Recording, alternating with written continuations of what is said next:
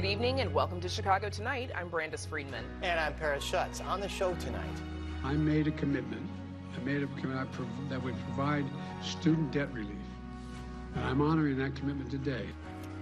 applications for federal student loan debt relief are now open. Find out if you qualify and how to apply. Some black voters are moving to the political right. A new book dives into what's behind the shift. Darren Bailey is a Trump extremist. Chicago is the nightmare called Pritzkerville. Governor J.B. Pritzker and his GOP challenger Darren Bailey take no prisoners in their final debate. Our Spotlight Politics team on that and more. People are not marching in Iran. People are fighting in the streets, and they're getting killed. What local Iranians want you to know about the country's deadly protests. A new study finds some investors are profiting from a tax debt owed on abandoned properties. I am immensely successful. No, I am. And no, it is true. And comedian and actor Jeff Garlin on his upcoming appearance at the Chicago Humanities Festival and his departure from his sitcom, The Goldbergs. But for some of today's top stories, President Joe Biden announces the release of 15 million barrels of oil from the Strategic Petroleum Reserve to combat high gas prices. With my announcement today, we're going to continue to stabilize markets and decrease the prices at a time when the actions of other countries have caused such volatility. The administration also plans to purchase oil to refill the emergency reserve. The announcement is an attempt to balance global oil markets. Illinois' current gas price average for regular is $4.30, up from last month's average of $3.90, and that's according to AAA. A local alderman is recovering after he shot himself in the hand on Monday. Alderman Derek Curtis of the 18th Ward, who's also a concealed carry instructor, says a friend's weapon malfunctioned and discharged after he cleaned it and made repairs. The alderman has undergone minor surgery on his hand and said to be doing well. Delivery drivers at Natty's Pizza are alleging massive wage theft by their employer. Current and former workers gathered with the worker rights organization Arise Chicago, saying workers are not paid an hourly wage, proper overtime, or full reimbursement for fuel. En las 14 horas que estamos trabajando, porque son 14 horas, no recibimos ninguna compensación más que solamente el costo del delivery que hacemos. Es por eso que estamos el día de hoy aquí para exigir nuestros derechos y que se nos pague conforme paga la ley.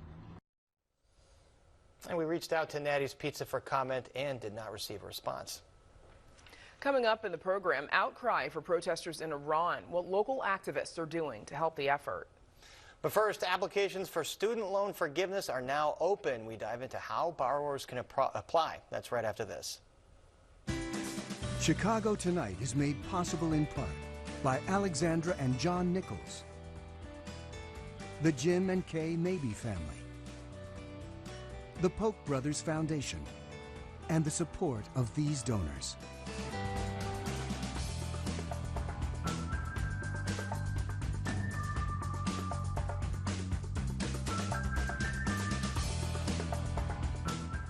Pending several lawsuits, students can now apply for federal student loan debt relief. In total, more than 40 million Americans can stand to benefit from this relief. Let me be clear. Not a dime will go to those in the top 5% of the income bracket, period. So who qualifies, who doesn't, and how does one go about applying? Here to explain application details is Sarah Espinosa, Manager of Professional Development at the Illinois Students Assistance Commission. Thank you so much for being here. First of all, remind us exactly who qualifies for this relief. Yeah, so thanks for having me. So this program will apply for borrowers that have federal student loans. Most loans will qualify. I mean, I'm sure we'll get into that as well, but most loans will qualify for this program, and the program will allow borrowers to receive up to $20,000 in debt relief if they are Pell Grant recipients, or up to $10,000 for non-Pell Grant recipients. Borrowers also have to meet certain income thresholds. So for individuals that file taxes on their own, that would be less than $125,000 as their adjusted gross income in 2020 or 2021. And for families, that would be an adjusted gross income of less than $250,000. And we're looking at some of those income figures. Sarah, how many eligible borrowers does this mean for Illinois? Yeah, so in Illinois, we have about 1.5 million students student borrowers. And the number, it's hard to say specific numbers, but we do have, it's about 32%, I want to say, of borrowers that have less than $10,000 in debt relief, and then about another 40-ish% that have between $10,000 and $40,000. So for those borrowers that have $10,000 or less, this means that their debt would be wiped completely clean. For those in the $10,000 to $40,000 range, it would vary not only just based on income, but also on whether or not they were Pell Grant recipients to determine whether they would get $10,000 in relief or $20,000. Right. You mentioned that Pell Grant recipients can get up to $20,000 in relief. Private loans are not included on here. For the folks that took out some of those loans, is there any kind of relief for them? Yeah, unfortunately, private loans are not eligible for this. For any type of relief or programs, they would have to work directly with their private lender to see if there are any options available to them. But at the federal level, since these are federal loan repayment programs or forgiveness programs, it only applies to federal student loans. And part of this program, or this executive order from President Biden, was to reinstall the public service loan program. Explain what that is. Yeah, so the Public Service Loan Forgiveness Program is a program that allows borrowers who work in the public service sector to receive forgiveness on any remaining balance of their student loans after they have made 120 qualifying payments while working for a qualifying employer. So essentially, if they worked in public service while making 120 qualifying payments, at the end of those 120 payments, or approximately 10 years, they would have the remaining balance of their loans forgiven. Right now, what's happening with PSLF is that there is what's called a limited waiver for PSLF, which means that now through October 31st of this year, some of those rules for PSLF are a little bit flexible in terms of what's considered a qualifying payment, what types of loans are eligible for PSLF, and borrowers could potentially receive back credit for some of those payments that were previously ineligible. So this kind of clarifies all that, and we're talking about folks that work at any level of the public sector, whether it's local government, state government, the federal government. Obviously, Sarah, the student loan issue is a symptom in the broader problem of tuition costs, room and board costs. Has loan relief kept pace with the rising costs of education? It's hard to say. I think here in Illinois, our student borrowers have somewhere between $30,000 and $40,000 on average in student debt. Actually, this last year in 2020, which is the most recent class that we have a figure for, they actually had just slightly less. And I don't mean to interrupt. We're looking at a graphic right now, just showing kind of a graph of how much costs have gone up, especially for public universities. But go ahead, Sarah. Yeah, so the cost of college have been rising in the last few years. Class of 2020 is the last one we had data for, which they have slightly less than $30,000 in student loan debt, which means this program for them would cover, if eligible, about 2/3 of their student loan debt, which means, after the relief, they would be left with less than $10,000 on average in student loan debt, which, even if they have loan debt after the relief program, this is actually really important to keep in mind that now with that relief, that debt that you have is also going to be less, which means that your monthly payments will also be lower. And Sarah, walk us through the steps for those that are eligible. How do they apply? Yeah, so the first thing is to make sure that you know what types of loans you have to make sure that they qualify. It's honestly easier to go over the loans that don't qualify because it's a smaller list, but essentially commercially held FFELP loans, which are would not be eligible. These are still federal loans, but they are commercially held.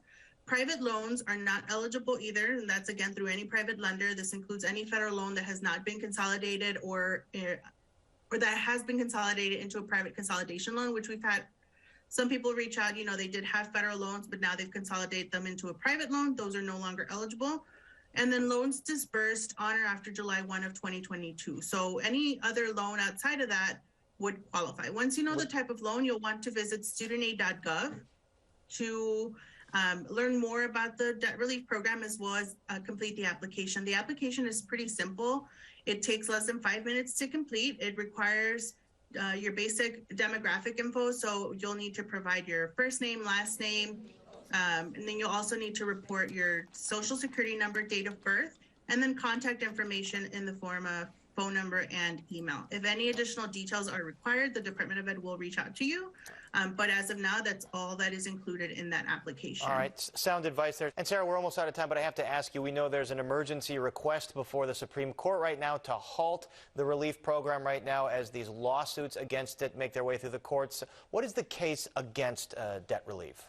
Some of these lawsuits are arguing that under the HEROES Act, that the administration does not have the power to enact student debt relief policies, so that those would not be covered under the HEROES Act. So that's something that we'll have to wait and see what's determined in the courts to see what the future of the program ends up being. Yep, as we mentioned, this relief is about to get going pending these lawsuits. Sarah Espinoza, thank you so much. Thank you.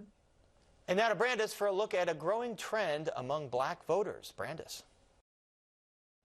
Paris, black Americans have historically been the most reliable voting bloc for the Democratic Party for decades. But in her book, Black Skinhead, Reflections on Blackness and Our Political Future, Chicago native and Harvard research director Brandy Collins-Dexter says the picture is much more nuanced. Through interviews with voters across the country, she explores the perspectives of black voters who are disillusioned with the Democratic Party and why she says all political parties need to pay attention. Joining us now is Brandy Collins-Dexter. Welcome back, and thank you for, welcome back to Chicago. Yes. To Chicago tonight. So, title of your book, it's also a Kanye West song, to be clear. Explain first, though, what a black skinhead is. Yeah, so when I use the term black skinhead, I'm defining it as people that feel politically and socially alienated from status quo politics, and particularly our understanding of who black people are as voters, whether that's a capital D Democrat or even some of the things we understand when we talk about, for example, black Republicans and what we assume about them, but people that feel left outside of the bounds of how media discusses us as voters and people. And you're employing sort of an older definition of skinhead, not the one that most of us associate with a white supremacist. Yes. So skinheads started in London in, I believe, the 60s, and it was the first multicultural subculture in London after a number of people from colonized countries relocated there. So you had working class teenagers across different races and ethnicities that were driven by a certain disillusionment and political alienation, and that's what I'm exploring in this. You've also called yourself a Kanye whisperer. What does that mean? But why is he an important figure? So, I mean, I think for me, growing up here and being of a certain age, I remember the moment where Kanye, popped onto the main stage and how exciting that was. I felt like his earlier music really spoke to things that I felt. And so, and obviously his mother, Donda, cast a huge, shadow in Chicago and has meant a lot to the public education system. And so I think for me, I related to him a lot. And then I saw him doing a lot of things where I was like, oh, what is going on here? And trying to make sense of it. And I think that's really what the book and the essays are about, trying to make sense of what are some of the different things we're seeing and some of the different breakdowns and some of the ways in which people feel like they've lost community. So there are also, of course, a lot of musical references in your book. How do you see the role of popular music in American politics, but especially for black Americans? Yes, so I mean, I think throughout history, we've seen music be a vehicle for political perspectives and transmission of certain messages. And I think particularly with black people, it's held a special place because we aren't often allowed historically to speak publicly around some of our politics. And so music for us has been a way to send encrypted messages. It's been a place for resilience around civil rights movements. It's been a place of pushing back against the status quo in hip hop, or even moving conspiracy theories. So to me, it was really important to bring in those cultural elements. Of course, you also spoke to a lot of people who feel let down by the Democratic Party and have thus become disengaged from the electoral process. Are there any Democrats that are doing anything to win those black voters back? Yeah, I think so. And I mean, I think so. I would say disengaged from, electoral politics within a Democratic Party, but I spoke to a lot of people that, for example, were organizing around third-party candidates like Nina Turner, and folks that were from here in Chicago that were looking at the local Republican Party as essentially an empty vessel in black communities. And so I think they're looking for other places, but I do think that the Democrats, I think they're listening. I mean, I think even on the national level, President Joe Biden had a really good August and moved a lot of policies that I think are going to give people some of the tangible changes that they're looking to see. But it's just like, is it enough? Is it fast enough is always the question. Well, and to that point, what would Republicans have to do to win, 20% of the black vote? Hopefully they'll have to do more than what they're doing. But I mean, as it stands right now, we've actually had a historic year for black Republicans running for office. 30, I believe, made it to the ballot in November for Congress. And it looks like we'll have a historical number of black Republicans entering into Congress next year. And so that in and of itself, depending on what type of Republicans they are, if there's someone that holds a pro-black agenda, or if there's someone that are more interested in providing cover for white supremacist talking points. But what we see from that, I think, will show us whether or not Republicans can, make that dent in the black voter base.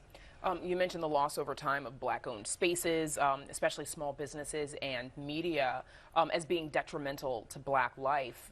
Do you think that some of that has led us to where we are now? Yeah, 100%. I mean, it's funny. As I was writing the book, I started to tell people, I think that Chicago is like ground zero for black culture. And people were like laughing at me. But I mean, when I think about the history of the newspapers here and how people came up through the Great Migration, and even with the Pullman porters on the rail lines, like sharing the Chicago Defender and black newspapers, that's how we're building black story and culture.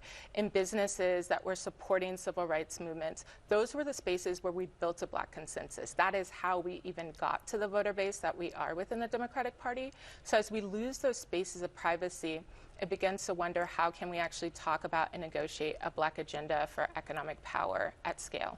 I think no black Chicagoan is going to argue with you about Chicago being this is ground zero. Well, so my mother was kind of like, well, I feel like the AKAs, we need to like talk about the role that like sororities and fraternities played, but yeah. Yeah, huge role.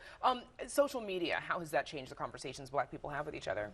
A number of ways. I think, one, instead of like the barber shop or the closed business, we're having it out in public. So that leaves a lot of conversation open to surveillance. You don't even necessarily know who you're having a conversation with. And it leaves a lot of room for that to be observed from the outside and critiqued in a number of ways without nuance. I think the other thing that we see is, because of the soundbite economy, so much of our information moves in these like small ways without a full, robust conversation. And so that can get a lot lost in translation. About 45 seconds left. What do you want people to take away from your book? So it's a collection of essays, and it really does delve into all of the different fights that we're up against: economic fights, political fights, cultural fights. It's funny. I didn't get a chance to crack a joke, but check it out. Okay. I mean, you're welcome to, like, we've got time for jokes. I'm kidding. I appreciate it. Next time. Absolutely. Thank you to Brandy Collins-Dexter for joining us. Thank you. And once again, the book is called Black Skinhead: Reflections on Blackness and Our Political Future. You can read an excerpt on our website. And, of course, you can hear more from Brandy Collins-Dexter tomorrow night at the Seminary Co-op bookstore. Those details are on our website. Up next, local reaction to the ongoing protests in Iran. Stay with us.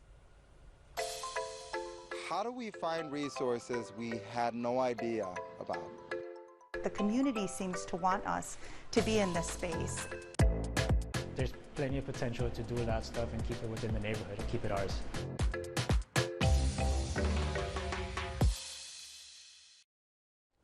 Chicagoans are taking to the streets in protest of Iran's regime. Human rights groups say more than 100 people have been killed in Iran since the death of a 22-year-old woman in the custody of police there. Chicago Tonight's Joanna Hernandez tells us how local Iranians are spreading awareness. Iranian Americans have a message they want you to hear. Stand with Iranian women. Even if I live here, I don't feel happy and I don't feel free if my sisters in Iran are not free. She says in order to protect her family back home, Ozzy does not want to reveal her last name. She knows what it's like living under the regime, especially patrolled by the morality police, a unit of Iran's law enforcement assigned to enforce rules on Islamic dress code. Can you imagine that even now I'm getting anxiety when I see police? I don't feel safe just because of this traumatic experience. Ozzy is one of several Iranian women calling for action. Masha Admir is a local doctor and says she shares these experiences. I did feel oppressed by the regime since I started to go to school. I had to wear hijab, and I was never a believer to hijab, but you had to wear the hijab. We had I remember even during my middle school and my high school, we had these religious ceremonies and noontime obligatory prayers that we had to all evacuate the whole class. And if you weren't doing that, they were calling you they were calling you and threatening you. So this was like an ongoing thing all the time. Thousands of miles away in Iran, deadly anti-regime protests have been going on for nearly a month.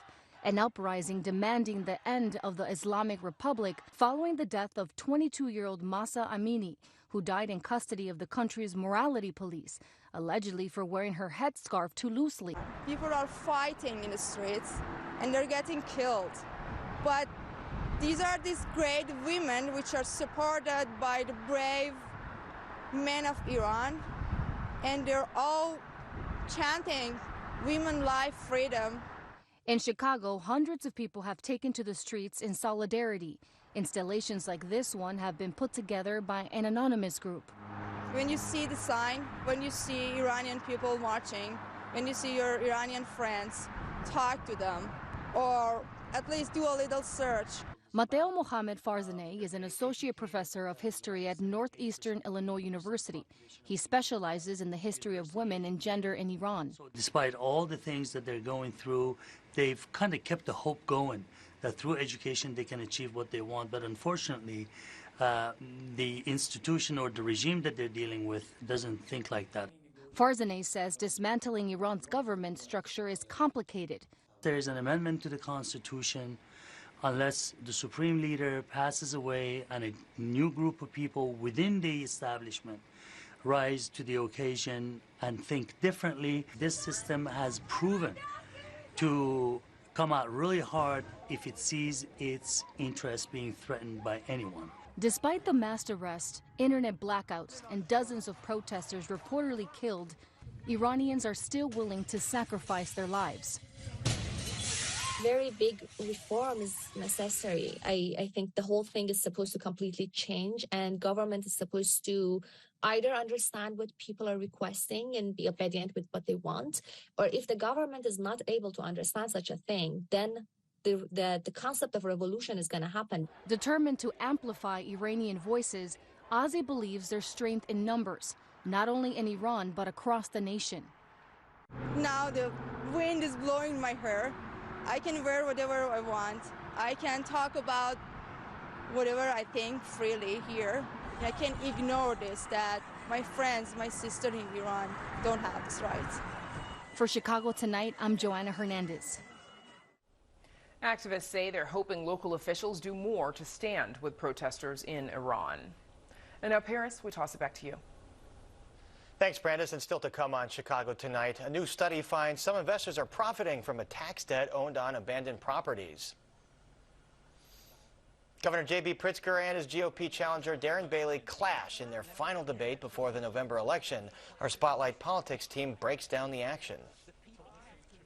And we talk with comedian and actor Jeff Garlin about his departure from the hit sitcom The Goldbergs and his upcoming appearance at the Chicago Humanities Fest.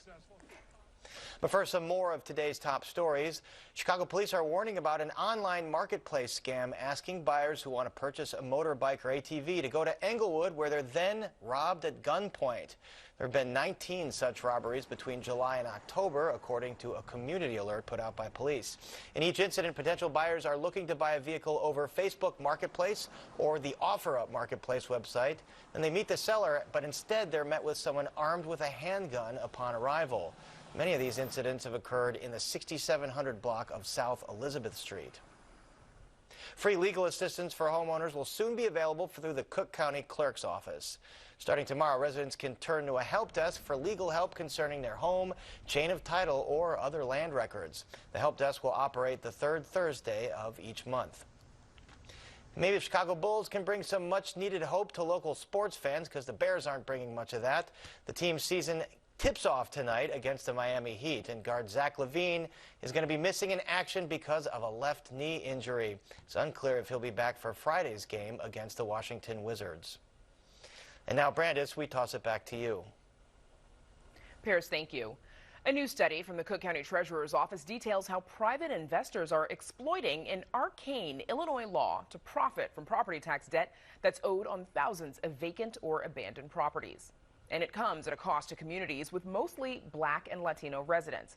WTTW News reporter Heather Sharon joins us now with a look at what the study found. And Heather, what did the study find? Well, this is centered on a law first passed in 1872 that essentially auctions off property tax debt every year. This is attractive for big hedge funds and private equity firms because they can earn up to 56% in interest over 3 years. Now, that's when a property owner has to pay that debt in full or potentially lose their deed to that property.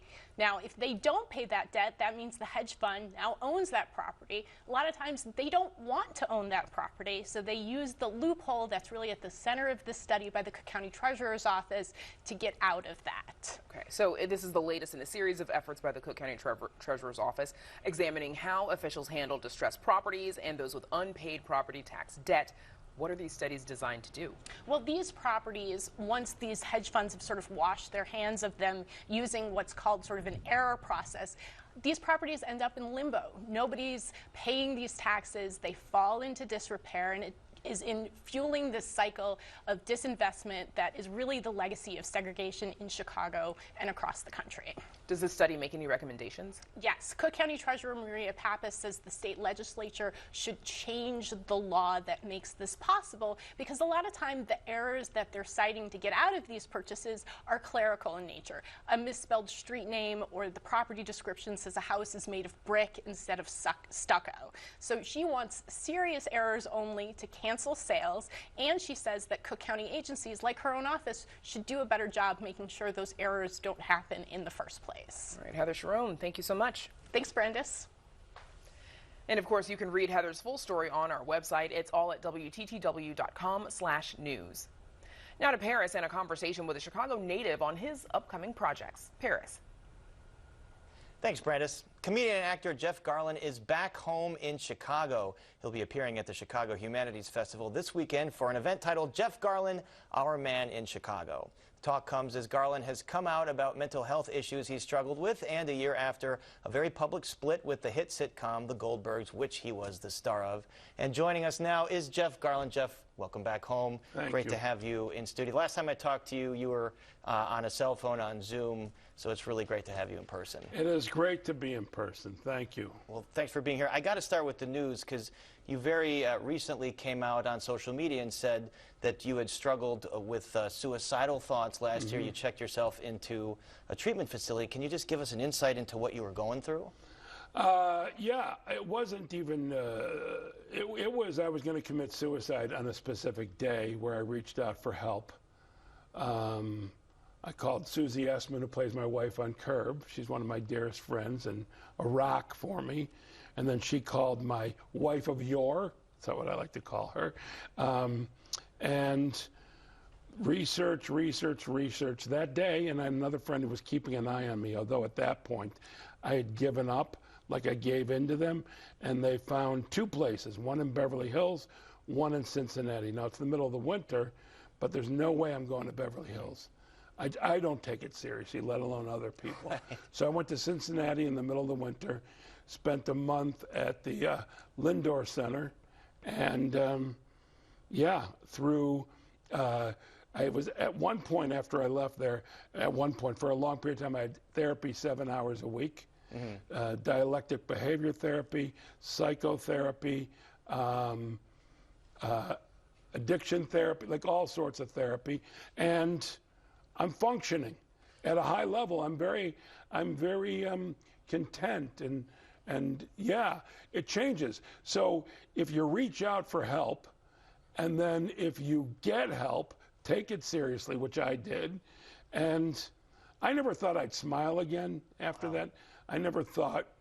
I thought nothing good will come of it. And you also said you've struggled with bipolar. I mean, do you feel a weight off your shoulders going public about that? Because everyone looks at you as a freewheeling, There's funny no guy. weight. I put it out there because that's in a given. I barely post to Instagram, and I put it out there because I was feeling very frustrated, and I referred to bipolar as a term I can't use here, and I was suddenly.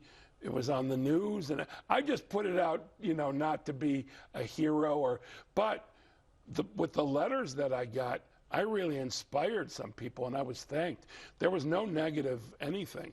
And then recently I put out about the suicide stuff, and again, and I told people, hey, you know, reach out, and look. And you seem great. What was your road back like? And it's only a year ago. It was extraordinarily difficult because I had to work my mind, work my body. I also am in recovery, so there was so much going on, but I did nothing else but that.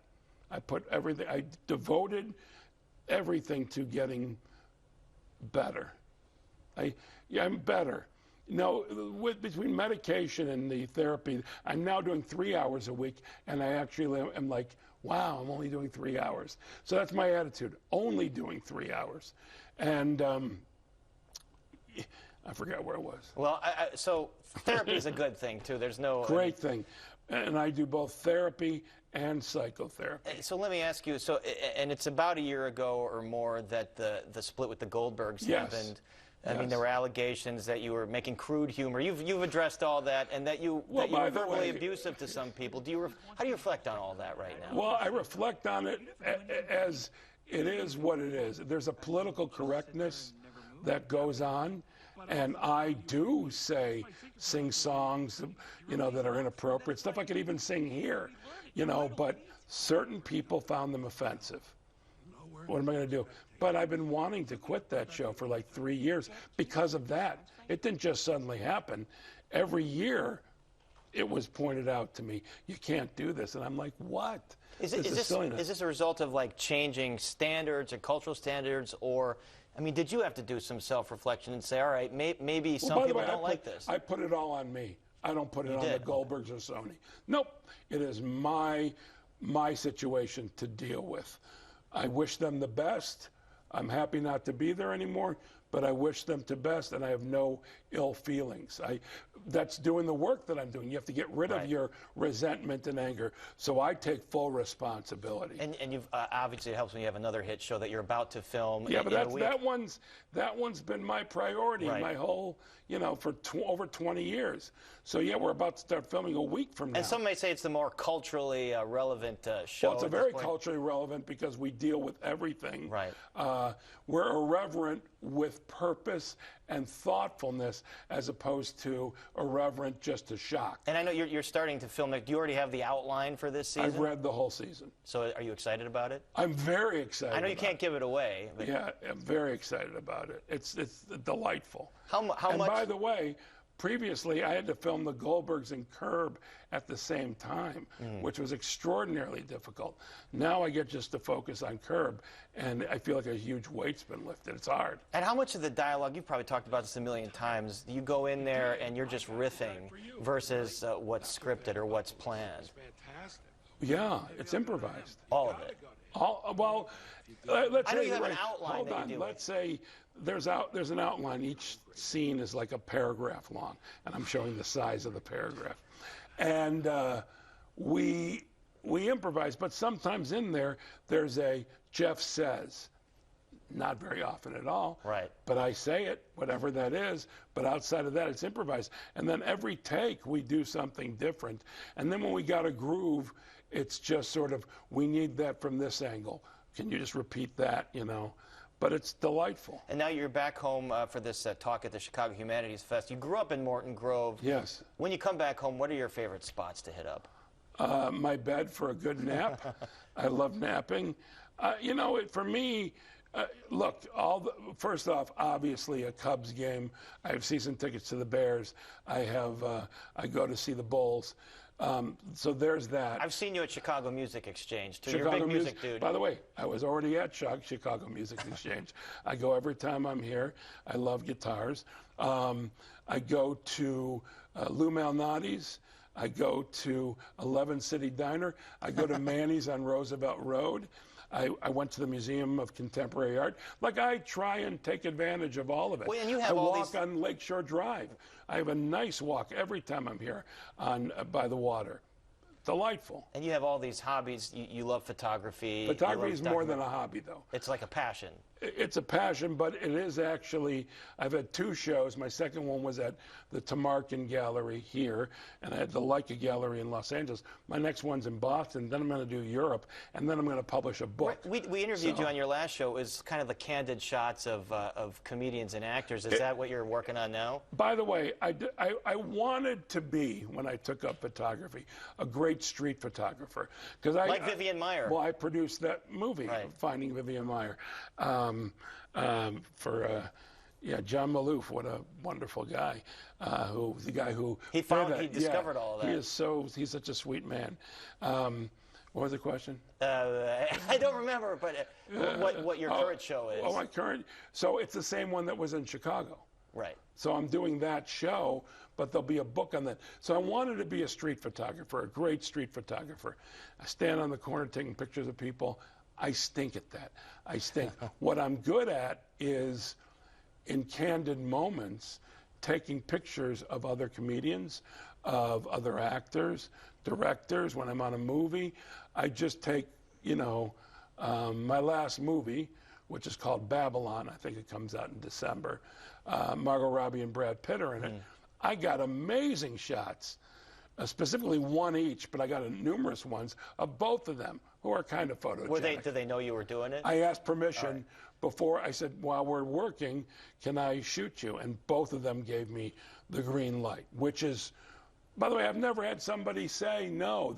Because when I'm on the set with Larry David, for example, you think he'd let anybody take his picture like that? Right. But for him, because I always have my camera, even when we're doing scenes, it's between my legs, it's on the floor, and then I'll just pick it up and I shoot him, and he has no reaction to it. Doesn't smile, Bob Einstein, I have a great picture of him who played Marty Funkhauser. Comedian. Passed away. Yeah, he's one of my dear friends, and he's the only one that whenever I went to take a picture of him, he'd put a big smile on his face. And it was insane, because it was an absurd smile. And he knew what I wanted, something candid, and he would never give it to me. So in my show, there's a shot of him just making this big smile. You've got the absurd Bob Einstein shot in your show. But by the way, I wouldn't expect anything else from him. Absolutely. Jeff Garland, we're already out of time. Well, by the way, I'm just getting started. You are. So you're going to talk to the Humanities Fest on Saturday. I'm not talking to the Humanities Fest. You're going to be talking with them. At the Humanities Fest. If I talk to them, the people behind the scenes, that wouldn't be much of a show. No. I mean, yeah. This is an interactive, immersive show. It's immersive in my mind. It's interactive with my voice. But you're going to go into my mind. All right, wrap it up. Jeff Garland, thank you so much for I want to talk to you a lot more, but we do have to wrap it up. You can see Jeff Garland at Chicago Humanities Festival this Saturday. For more information on that event, visit our website. And up next, our Spotlight Politics team tackles last night's final debate between Governor Pritzker and Darren Bailey. But first, we take a look at the weather.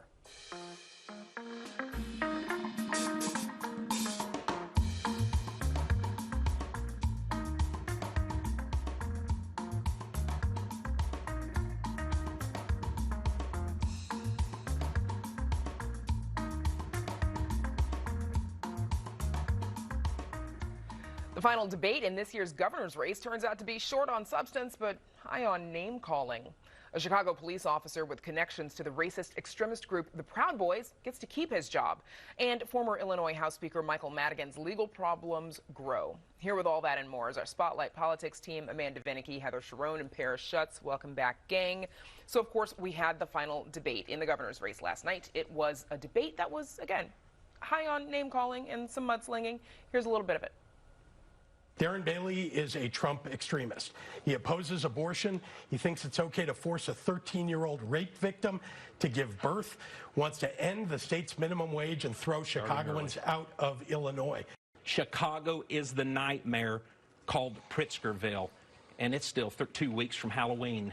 I want to point out that Darren Bailey has surrounded himself with racist, misogynistic, homophobic, xenophobic people and organizations, including chasing after the chief among them, Donald Trump.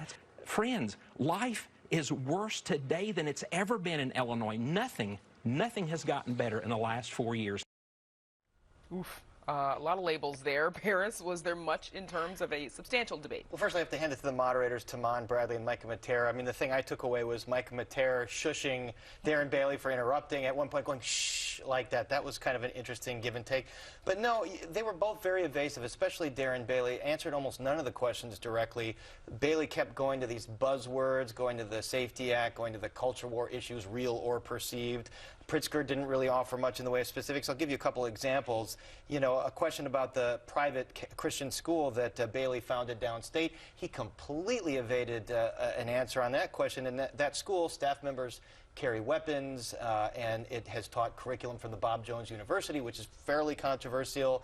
I think voters deserve to know, is this the philosophy he wants for the State Board of Education in Illinois? Pritzker on DCFS pretty much evaded what he would do about the major problems that's befall that agency, especially its director, Mark Smith. He did not commit to firing him, even though Smith has been held in contempt. So you just heard a lot of buzzwords and talking points, and this is what debates have become. Yes, and obviously a very, it was clear that Micah Matera was frustrated with the interruptions from both candidates. Amanda, did you hear anything that you think might have moved the needle for either candidate? You know, I gotta say, I kind of almost like the interruptions. It feels like an actual debate versus formulaic 30 seconds, 15 seconds. You want to see a little bit of personality, and they did get under each other's skin. So did I hear anything that necessarily would change a voter's mind? I'm not sure. This is the sort of race where I don't know how at this point you could be undecided.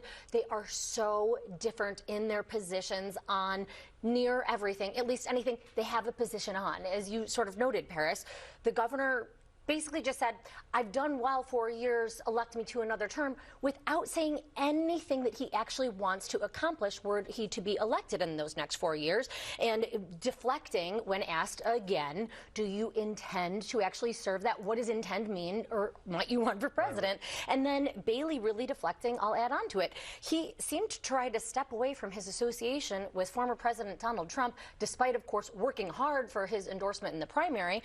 And he also said that it was a fool's errand to talk about his stance on abortion when we know that that is something very much on voters' minds. So it's fascinating to sort of watch somebody who his positions on these matters are very well known to anybody that wants to take even a 2-second game. Bailey also not saying how he would cut the budget. He's used this phrase that mayors have used, zero-based budgeting, which I still can't figure out exactly what that is. He just said he'd replace all the agency directors.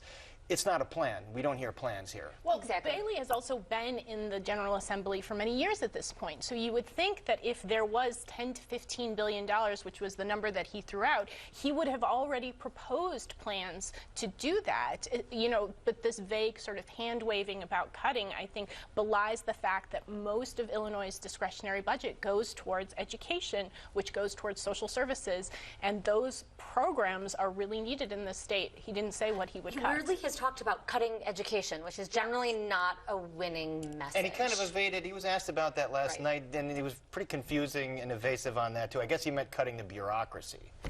Right. Well, and we all know that when the state shifted to that new funding formula, the evidence-based funding model, there's a certain dollar amount that the state is committed. Yes, more came to Chicago, absolutely. And the state is on the hook for committing a certain dollar amount to that pot annually, or the model it doesn't fund. It doesn't work, according to the education folks I've spoken with. So he's repeatedly, though, Darren Bailey, repeatedly calling Chicago a, quote, hellhole, an unruly child. We heard what he referred to it last night as the nightmare called Pritzkerville. I don't know if that's going to catch on. Yeah, and it's not very catchy. Heather, why does Bailey keep attacking Chicago? Don't you need it? Sure.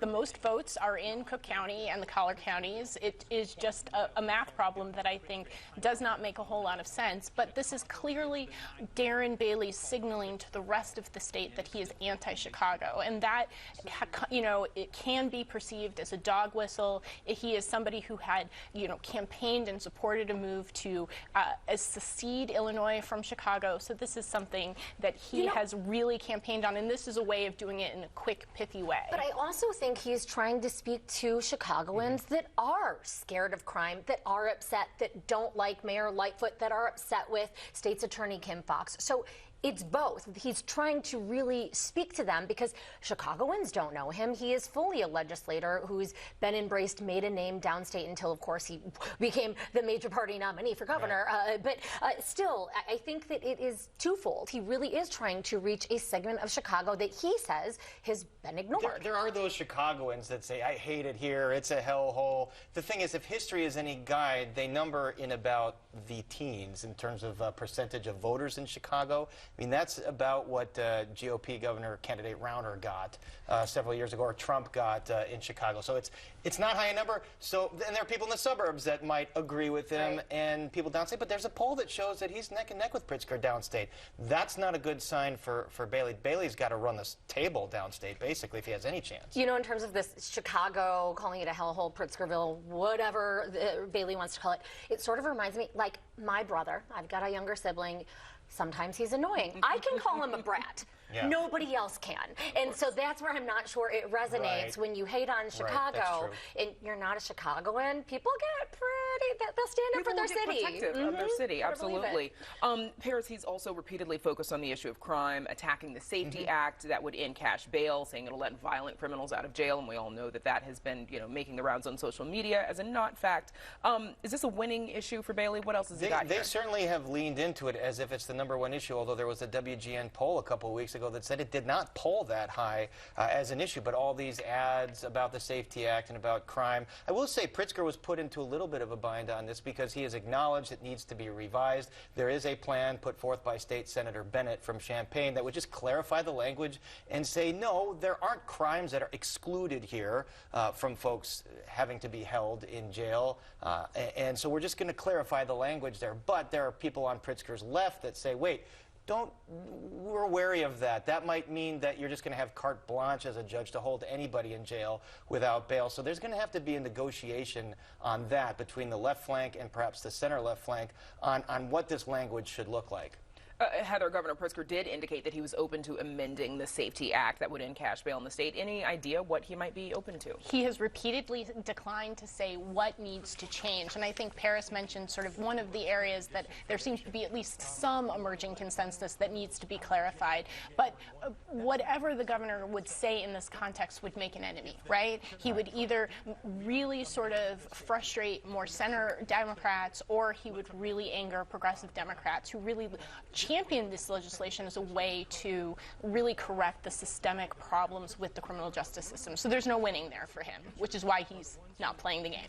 Amanda, is this the kind of thing that it needs to come from the folks in the General Assembly, and maybe there are some conversations happening so that something can be presented publicly? There certainly are conversations that are happening right now because of this widespread acknowledgement. Democrats, frankly, could have saved themselves a lot of trouble had they, because these are long recognized issues with a law that has been on the books for quite some time. They had an opportunity. There was a very short session, in part because, oh wait, we had a primary election, and so they could have heated off a lot of these issues had they nipped it in the bud earlier. Instead, those conversations are going now.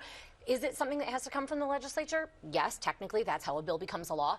But certainly, Pritzker, if he wanted to, he's the governor. He has taken the lead. He has taken credit for taking the lead on plenty of other issues. So yes, if he wanted to, this could be one where he would be leading the conversation in those demands. He has not. So, Heather, you've been reporting this other story. Chicago Police Superintendent David Brown has suspended but not fired an officer who lied about his ties to the Proud Boys extremist group and being investigated by the FBI. We've all heard of this organization. We know it to be an anti-Semitic white supremacy organization whose leaders have now been charged with seditious conspiracy. The city's inspector general urged Brown to consider firing the officer. Has Brown said why he believes a suspension to be enough? My requests for comment from the police department have not been answered. I did ask the mayor about whether it was appropriate for that officer to stay on the force, given that she's campaigned clearly on efforts to restore trust between the Chicago Police Department and the city at large. She declined to answer that question. So the mayor's press secretary, as you said, told the mayor that the mayor is clear that there should be no room for white supremacists or other extremist ideologies in the police department. But this is what Mayor Lightfoot said about Brown's decision. That officer was given a lengthy period of suspension. I don't get into the details of that, but I think it's about accountability. And I think the police department took the steps that the evidence that was gathered through the course of the 2 investigations warranted. Heather, is there a contradiction here? Well, there appears to be, right? Because if there's no place for anti-Semitism in the Chicago Police Department, how can you have a member, or at least somebody who has direct ties to the Proud Boys organization, remain a member? And I should say that the Inspector General, and we're talking about Joe Ferguson before he left office earlier, I guess it was a year ago now, time flies, said, look, you should consider firing this officer because he lied as part of this probe, and it is against departmental policy. If you lie during an investigation, you can be terminated because that will complicate efforts for this officer to go to court and testify against criminal defendants, because that defense lawyer is going to get up and say, good sir, did you not lie in this probe? Now, that has been a consistent problem in holding police officers accountable, and it really goes to the heart of what the consent decree, which has been in effect for a good while now, is designed to address. When you're supposed to be the good guys, quote unquote, operating in a fashion, aka lying, or of course anti-Semitism, racism, operating like the bad guys, that's a problem. Right. And I think the mayor running for re-election can't really be seen publicly disagreeing or disputing her hand-picked police superintendent. She has a narrow path to re-election, although everybody in that race has an extremely narrow path. However 100 many people are going to get into this race. So there's anyone. It's any day now. Right. So since last week's Spotlight, we've had some new charges against the former Illinois House Speaker Michael Madigan, related this time not to Commonwealth Edison, but to AT&T Illinois. The company has agreed to pay a $23 million fine. Amanda, what got them in trouble? I mean, these monster utilities, right? Yes. Well, I mean, I do think that is interesting because they have such power. Right. They're near monopolies, sanctioned, and so they also need government approval, unlike private companies, to do certain changes. For example, what AT&T back in 2017 was campaigning for and succeeded in passing a law that allowed them to no longer have to keep up landlines everywhere in the state. Something that they said as people are moving to cell phones, dropping their landlines, was way too expensive for them. They were losing money. So they did get General Assembly approval to do that. Also, by the way, additional money to find 911 calls. But they literally, you can read it, we're taking a cue from ComEd and ComEd's success. And there are literally emails that are part of this sort of proffer where it is talked about. You have the former president of AT&T Illinois, who, by the way, is also similar to ComEd's former executives, facing his own set of conspiracy charges as well because of this, saying, all right, basically, let's play ball and make sure that we get credit with Madigan for it. The Tribune had a really interesting article, though, about the timing of this, because famously the feds usually don't bring charges against politicians within, what is it, a 30-day window of the election? 90-day window. Yeah. So you wonder why they brought it now, why they wouldn't wait until after. Was there did they need to bring it now? Although I will say, I don't think this has any impact on the election. No, I mean, Madigan's retired. Republicans have tried to make it an issue, and I think it's falling flat. I think it's just not registering as a campaign issue. He's not on the ballot. So the feds might not have been thinking about that He's not an elected official. It was a year ago nearly that he came under charges. But the feds are always super careful about that. Well, I will especially say these days. He still remains the 13th Ward Committee person. There you go. So there we go. And that, I think, is a fact that people overlook when they say, well, you know, Madigan, he's retired. He still holds a significant amount of power, you know, in that ward operation. You know what else is interesting about this, Brandis, if we have a second for it? To me, it's $22,500 was basically paid to a Madigan ally who didn't do any work via AT&T through a consultant. This is a former state representative. Key in on that. a former state representative at the time that this was happening. Why did Madigan need to go there? Why did they need to keep on giving money to somebody who no longer was wielding any power? It makes you wonder how much more there is in terms of this kind of these kinds of deals. We might have more to talk about next week. Yeah. Who knows? That's Spotlight Politics. Thanks so much to Paris Schutz, Heather Sherrod, and Amanda Vinicky. And we're back to wrap things up right after this. Chicago Tonight is made possible in part by Alexandra and John Nichols, the Jim and Kay Mabey family, the Polk Brothers Foundation, and the support of these donors.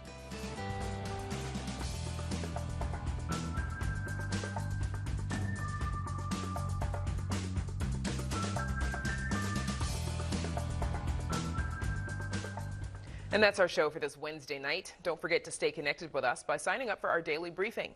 You can get Chicago Tonight streamed on Facebook, YouTube, and our website, WTTW.com/news. And of course, you can also get the show via podcast and the PBS video app. And please join us tomorrow night, live at 7.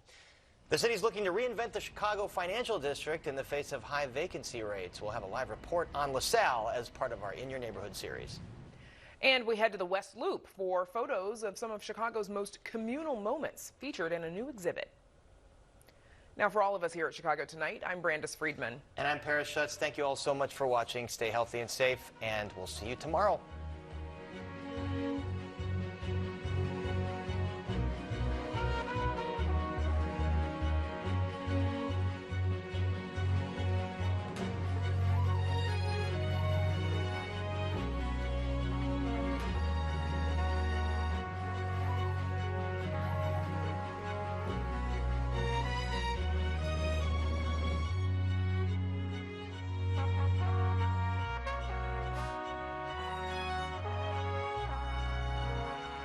Closed captioning is made possible by Robert A. Clifford and Clifford Law Offices, a Chicago personal injury and wrongful death firm that supports free educational initiatives in the legal profession.